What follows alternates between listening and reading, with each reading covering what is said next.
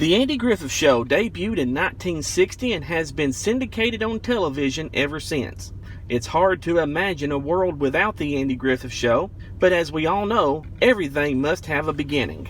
Did you know that the Andy Griffith Show began as a spin-off? Yep, the Danny Thomas Show ran from 1953 through 1964, and an episode which aired on February 15, 1960, birthed the Andy Griffith Saga. In the show, Danny Thomas found himself in some legal trouble and was escorted to the Mayberry Courthouse by, and introducing, It's Andy Taylor. Danny ran a stop sign, and instead of just giving him a ticket on the side of the road, because what kind of show would that be, Andy escorts him to the courthouse for an arraignment. After demanding to speak with the Mayberry Justice of the Peace, Wait till I get in front of the Justice of the Peace. I'll give him a piece of my mind. Well, I reckon you can tell the Justice of the Peace if you want to. Well, I reckon I won't do. the slapstick and laughter that made the Andy Griffith Show so popular took place.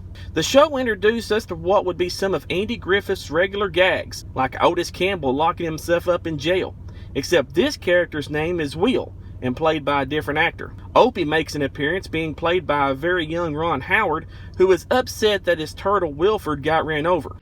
He's dead. He's been murdered. That's what murdered.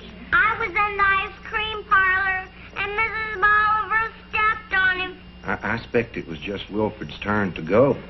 And we have to learn to live with our sorrows, boy. I learned that when you was just a little bitty speck of a baby.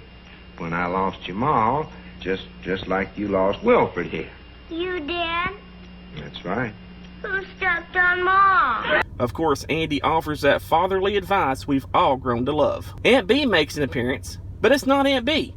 It's Frances Bavier who played Aunt Bee on the Andy Griffith Show. However, in this episode, she's Henrietta Perkins. Andy has called her into the sheriff's office because she has neglected to pay her taxes. She offers Andy an awesome explanation.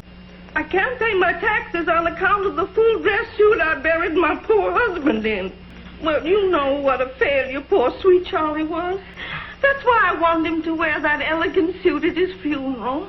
Well, anyways, I couldn't afford to buy no full dress suit, so I rented one from Mr. Johnson's hand-me-down store, and I meant to tell the undertaker afterwards that I had to return the suit, but I just clean forgot it. So he buried him in it. And ever since then, I've been paying Mr. Johnson 50 cents a day rent. Mr. Johnson is played by another actor that would become a regular, however, his name would change to Ben Weaver. They go back and forth for a while. Mr. Johnson agrees to reimburse Miss Perkins for the suit, but do you remember what got us here in the first place? Yep, Danny Thomas is still in jail. Danny has a television crew come to Mayberry and try to expose Andy for fraud. His plan ultimately fails, and Andy is seen as the victor. After this, the Andy Griffith Show will air its pilot episode 8 months later on October 3rd, 1960. And the rest is history.